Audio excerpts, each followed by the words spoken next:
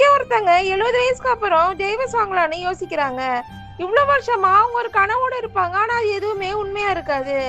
ஆக்சுவலா என்ன நடந்திருக்கும்னா, அவங்க வீட்டுக்காரர் சேர்ந்து சின்ன வயசுல ஒரு பிங்கி ப்ராமிஸ் பண்ணிருப்பாங்க, வயசாகிறதுக்குள்ள காசு சேர்த்து வச்சு இந்த உலகம் ஃபுல்லா சுத்தணும்னு. 50 வருஷமா அவங்க வீட்டுல இருக்க எல்லா வேலையும் பாத்துக்கிட்டு புருஷ பிள்ளைங்களை பாத்துட்டு அதுதான் உலகம்னு வாழ்ந்துட்டு இருப்பாங்க. அந்த அம்மா கையில ₹1 கூட கொடுக்காம அவங்க புருஷன் வீட்டுல இருக்க எலக்ட்ரிக் பில்ல இருந்து வாட்டர் பில்ல இருந்து எல்லாத்தையுமே அவர் மட்டும் தான் மேனேஜ் பண்றாரு. அவங்களும் நம்மள இந்த உலகத்தை சுத்தி காக்கதான் அவரை இந்த மாதிரி எல்லாம் பண்றாருன்னு நினைச்சிட்டு அமைதியா இருக்காங்க. அவங்க இந்த மாதிரி அமைதியா இருக்கிறத அவங்க புருஷன்காரர் ஒரு அட்வான்டேஜா எடுத்துக்கிறாரு. ஒரு நாள் அவங்க 2 பேரும் சேர்ந்து வெளில போயிருப்பாங்க. அப்ப அந்த அம்மாவால படிக்கட்டு இறங்க நேரமாகும். இந்த அம்மாவுக்கு கால் வலி இருக்குன்னு தெரிஞ்சும் அவங்கள அங்கேயே விட்டுட்டு அவர் கார் எடுத்துட்டு வந்துடுறாரு. அவங்க நடந்தே வீட்டுக்கு வரதுக்குள்ள இருட்டிடும். என்ன இவ்வளவு லேட்டா வரேன்னு சொல்லி அவங்க வெளியே குளிருன்னு கூட பார்க்காம அவங்க வெளியே வச்சு பூட்டிடுறாரு. அந்த அம்மாவை அவங்களோட வீட்டுக்காரு பேர் சொல்லி கூப்பிடாம அவங்கள பண்ணின்னு சொல்லி கூப்பிடுறாரு.